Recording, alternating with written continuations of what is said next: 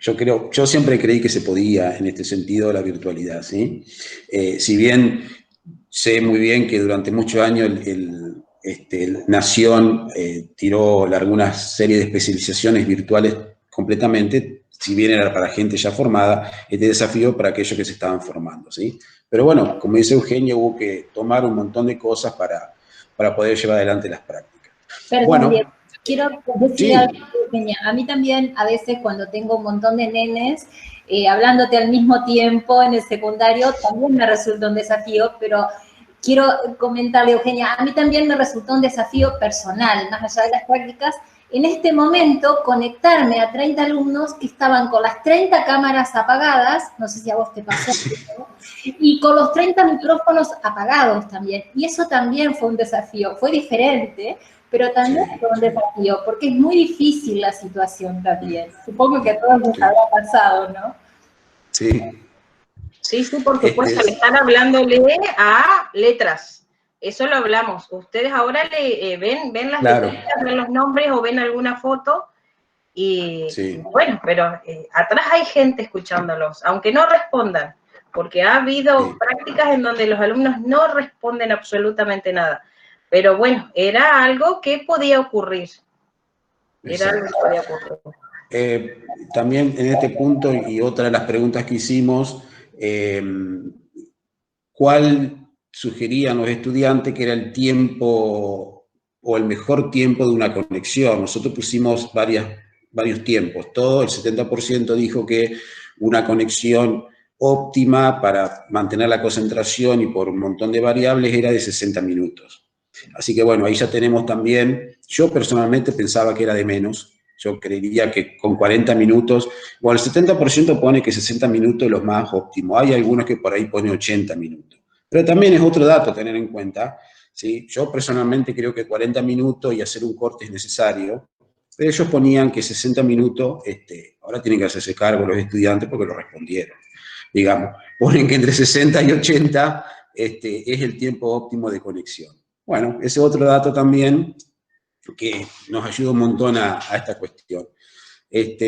Bien, no sé chicas si quieren algo más, si no yo vamos a ir dando paso a nuestros compañeros del nivel superior de la Escuela Normal, que gentilmente están aquí, está Natalia Mancilla desde la Secretaría Académica, bueno, Julio Muñoz, ya lo presenté en la práctica docente, y la profesora Adriana Gutiérrez, docente de tecnología, que tiene las prácticas de educación tecnológica.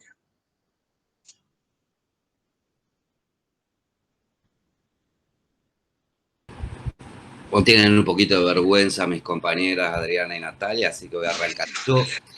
Y aparte haciendo visible esto que Diego siempre dice, que nosotros tenemos la capacidad y la posibilidad de hablar a partir de una oración y hacer una extensión del Sí, diálogo en más de una hora. Yo voy a tratar de ser un poquito más breve, digo, porque a diferencia de la presencialidad, la virtualidad tiene esto que te impone estar frente a una cámara y por ahí la locuacidad se pierde un poco porque tiende uno a percibir que aburre al auditorio en ese sentido. Entonces, pues le estaba prestando atención precisamente a esto que referenciaban recién anteriormente en relación al tiempo sugerido para los encuentros virtuales, ¿no? Es decir, 80 minutos, 40 minutos. El tiempo ahí toma un estado mucho más relativo, porque depende precisamente de la propuesta de intervención, la duración del claro. encuentro no se evalúa en términos de extensión en minutos, ¿no? Sino más bien en aprovechar los pocos o muchos minutos que se tienen para hacer una, diría yo, una propuesta de intervención que contenga lo que uno pretende, planifica o propone trabajar en ese encuentro. Yo puedo por ahí compartir desde dos ámbitos diferentes, uno como profesor de práctica en humanidades y por otro lado como coordinador de las prácticas en el profesorado de la escuela normal. Son dos condiciones y dos experiencias absolutamente diferentes, ¿no? Porque una es Yo creo que como profesor de práctica, uno ha pasado por todas estas situaciones que ustedes fueron describiendo, e inclusive las que describían en el trabajo las alumnas de la experiencia en relación a las prácticas pedagógicas. Y digo, esto ha venido, no voy a caer en esto porque lo he escuchado desde marzo a la fecha, de decir, celebro la virtualidad. No, yo no voy a celebrar nada, porque yo más bien y a la antigua, yo soy 38, imagínense que para mí lo más grande de celebrar es el encuentro con el otro. Entonces el cara a cara y poder intercambiar las experiencias para un profesor de filosofía es mucho más interesante que precisamente la virtualidad. La virtualidad tiene, en cierta medida, la limitación. El tiempo puede ser uno, los recursos pueden ser otro, y en cierta medida lo impersonal, diría yo, de la generación de ese espacio. Pero bueno, esas son críticas que uno puede hacer. Entonces iba anotando mientras iban ustedes, nosotros hemos sido invitados a un encuentro de prácticas docentes donde se iba a socializar la experiencia de la virtualidad y las prácticas. Y es más, es casi un título de libro, socialización de las experiencias de la virtualidad y las prácticas en tiempo de pandemia. Y ahí lo cerramos, por ejemplo. ¿Entendés? Sí, no, más largo no. No, por eso, ya es casi un capítulo completo, sería el título, si no. Pero digo esto, sí hay un montón de experiencias que, por ejemplo, o inclusive situaciones y variables que nos han puesto en situación a los docentes y a los alumnos de observar o tratar de ver de qué manera encarábamos el proceso. Por un lado, digo, hay una necesidad imperiosa, fue porque de un día para el otro, de apropiación de recursos nuevos, digo, y de recursos en el uso del proceso de enseñanza-aprendizaje, porque esto no vamos a decir que la virtualidad es algo que surge y que nace precisamente en tiempos de pandemia en el año 2020. Nosotros hemos tenido la experiencia, como decía recién Diego, a nivel nacional el Ministerio ha dado capacitaciones para los docentes absolutamente virtual. Hay carreras que hace años que se vienen trabajando con el carácter de semipresencialidad, y esa es una condición precisamente a la que algún universo, ya sea estudiantes, todos estudiantes, ya sean profesores o alumnos nomás, hemos tenido la posibilidad de acceder ahora. Irrumpir de esta manera en las prácticas pedagógicas a nosotros nos puso en situación, digo, porque una cosa es cursar y empezar a pensar las intervenciones a partir de una plataforma que está organizada, y otra es inventar, recrear o tratar de aproximar y acercar lo que uno normalmente está acostumbrado a hacer en la presencialidad a través de la pantalla. Y eso fue un desafío terrible, tremendo para el docente y abrumador para los alumnos, porque los alumnos, todos hemos ido y hemos cursado y sabemos que, por ejemplo, lo más interesante de la cursada, independientemente de la formación académica, tiene que ver con el encuentro con el otro, porque tiene toda una mística alrededor la universidad que hace que uno no solamente crezca en términos académicos, sino también en términos personales. Y esto era un desafío, porque esa instancia, si bien no se perdía, se veía acotada. Luego anotaba esto, cambios y modificación de recursos y estrategias para los dos extremos participantes de las prácticas. Para el docente, en términos de pensarlo, y para los alumnos, en términos de acreditarlo, porque la pregunta más grande era precisamente cómo hacemos nosotros para acreditar las prácticas, cuando la práctica en realidad es un proceso que naturalmente se debe dar en un espacio físico, es un encuentro en el aula, es explotar al máximo los recursos en algunos recursos más tecnológicos y en otros recursos más tradicionales como el pizarrón, la tiza y el borrador, y en otro la pantalla y las plataformas. Entonces eso también era un desafío. La vivencia en la práctica decía esto de decir virtualidad y presencialidad no es para nada lo mismo, pero tampoco es extraño una de la otra, ¿no? Es una situación que, por ejemplo, nos ha permitido acercar en cierta medida distancias que quizás en la presencialidad en otro momento y de otra manera no se podía resolver porque la condición es presencialidad, es el aula, es el 70% de asistencia u 80% de asistencia, es observar el trabajo directo y trabajar sobre todo en el formato que tiene, supongamos, la universidad, dentro de lo que se denomina un taller. Y el taller de acción educativa, si uno lo analiza desde la nomenclatura que tiene el espacio, es imposible pensarlo sin el encuentro. Pero evidentemente, como la ficción muchas veces supera la realidad, esta condición y la necesidad de darle continuidad al proceso en la formación de los alumnos nos ha permitido sortear todos estos escollos que se iban presentando de manera permanente y estas variables se iban resolviendo. Así que eso me parece tremenda y extremadamente positivo. Después para los profesores, recién creo que María Eugenia venía diciendo acerca de lo que uno tenía que observar, de ver cómo el alumno, por ejemplo, manejaba ese grupete de pibes de 12 años que son, que tienen una dinámica operativa dentro del aula que por ahí a nosotros nos excede y entonces uno como profesor en la presencialidad le llevaba esta tranquilidad a los alumnos, a los practicantes, diciéndole, bueno, hay que ser como los primeros filósofos, diría yo, poner en orden el caos, o sea, pasar del caos al cosmos, ordenar todo eso.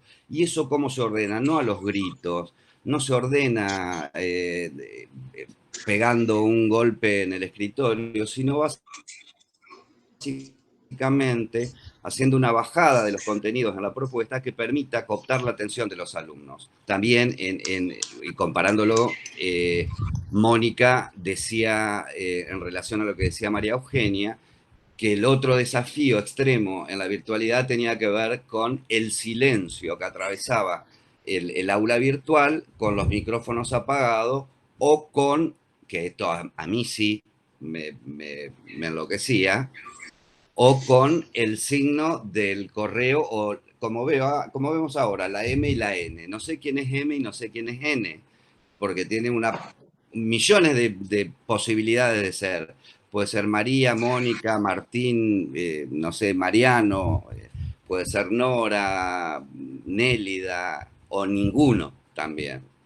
Entonces, eso también representaba en cierta medida este otro extremo, el bullicio y el desorden o el caos del aula que los practicantes debían organizar y la cuestión del silencio. No sé cuál de las dos instancias más cruda, pero son características que definen por ahí los espacios donde los docentes trabajamos y también los espacios donde los alumnos realizan sus prácticas, y eso es muy, muy importante. Veía esto también. Entonces decía, ¿qué observamos como profesores de práctica ahí? ¿Qué registramos? ¿Cómo se presenta o cómo pretendemos que se presente la dinámica? Y la dinámica sigue siendo la misma. Nosotros tenemos que convertirnos en especie de encantadores de serpiente, diría yo, para tratar de cooptar la atención y proponerle a los alumnos que lo que yo conozco y manejo como objeto de estudio es interesante para ellos y lograr cooptar la mayor cantidad de atención refiriendo a la cantidad de alumnos, por ejemplo. Y a veces nos van a atender, y eso pasa siempre. Un alumno se va a enganchar 20 no. Por ahí pasa que ese alumno que se enganchaba siempre, ese día no se enganchó y se enganchan los otros 20. Entonces, como esa dinámica es la parte fenomenológica del proceso de enseñanza-aprendizaje, esto no iba a ser más que otro desafío. La virtualidad precisamente representaba cómo sortear en cierta medida estas condiciones. Sí, reconozco que hemos cometido algunos errores como profesores al tratar de llevar nuestras experiencias en la presencialidad o el bagaje de experiencia que tenemos a lo largo de nuestra carrera docente, tratar de ponerlo con las mismas condiciones, los mismos instrumentos y de la misma manera dentro de la virtualidad.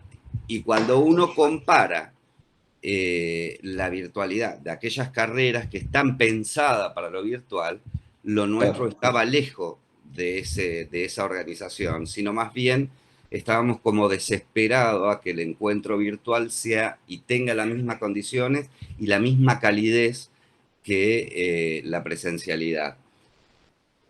Es una experiencia, nos suma esto porque precisamente el año que viene, seguramente en una primera instancia, se dará esta situación mixta y entonces lo virtual nosotros ya le estaremos ganando la experiencia de haber podido experienciar de alguna forma de qué manera se puede mejorar. Entonces, en ese sentido, ya hay una ganancia muy importante. Así como decían, creo que Diego y decía Gabriela, en cierta medida, los alumnos de hoy salen con otras herramientas y como más preparados para encarar estas condiciones. Entonces, yo entiendo que sí que hay un elemento hoy con el que cuentan los egresados y con los que contamos los docentes de las prácticas, que nos pueden ayudar a mejorar sensiblemente la primera instancia del año que viene, por lo menos para empezar a encarar de otra manera la situación. Después, en algún momento, Melissa hacía referencia de que lo complejo de explicarle a los alumnos era que uno tenía que hacerlo por escrito. Y me hizo acordar a esta dicotomía que se había dado en algún momento cuando salía la digitalización de los libros, decir, el libro en papel, el libro físico versus la web. Era la muerte del libro. No, las dos situaciones siguen coexistiendo. Las dos cosas son necesarias. La proximidad que me permite la web, por ejemplo, anticipa la lectura que yo puedo tener de manera mucho más profunda al momento de adquirir el libro, pero previo a eso yo puedo precisamente hacer una aproximación en la web. Entonces digo, también esto nos permitió revalorizar en alguna medida algo que los docentes no estábamos muy acostumbrados a realizar, que era la escritura. Nosotros nos cuesta muchísimo escribir un informe, redactar o relatar una experiencia a través de lo escrito, y esto ha sumado muchísimo a la experiencia docente.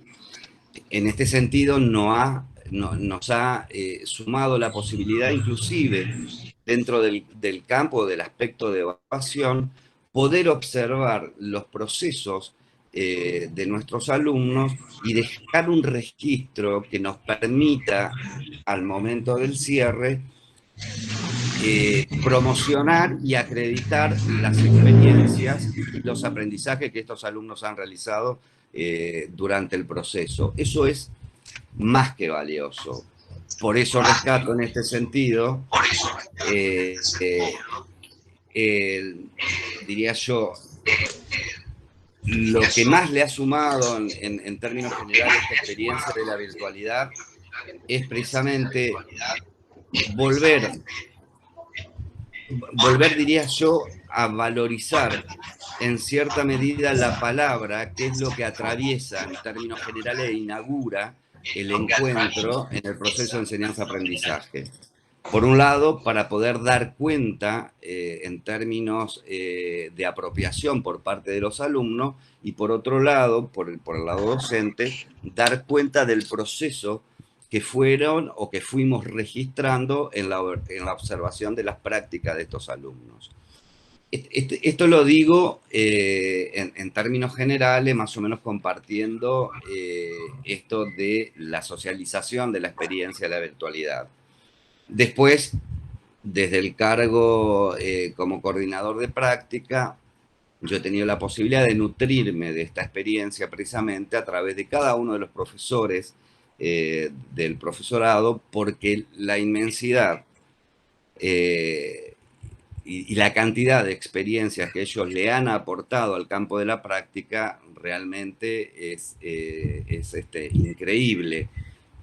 Y uno como coordinador lo que tenía que hacer en todo caso, junto con Secretaría Académica, era habilitar y garantizar las condiciones de forma tal de que los docentes puedan acceder. En ese sentido, nosotros teníamos una ventaja, la escuela normal, digo, que es una institución que tiene los 4 niveles educativos, y entonces todas las prácticas de nuestros docentes podían sintetizarse con una articulación de los 4 niveles y, por lo menos en este año, no salir de la casa. Pero igualmente, como los docentes estamos bien formados en desobediencia, tuvimos muchísimos docentes que salieron y trascendieron la escuela, hicieron prácticas en otros espacios donde nosotros teníamos vinculación. Para mí fue una experiencia muy rica, muy interesante. Igualmente entre nosotros, espero volver a la presencialidad lo antes posible, porque si no, ya voy a empezar a tener secuelas psicológicas, diría yo. Psicológicas, sí, claro. Ahora espero que Nati o la compañera Adriana comparta algo más. Muchas gracias, disculpen la extensión, profesor Diego. No, está perfecto, es entendible.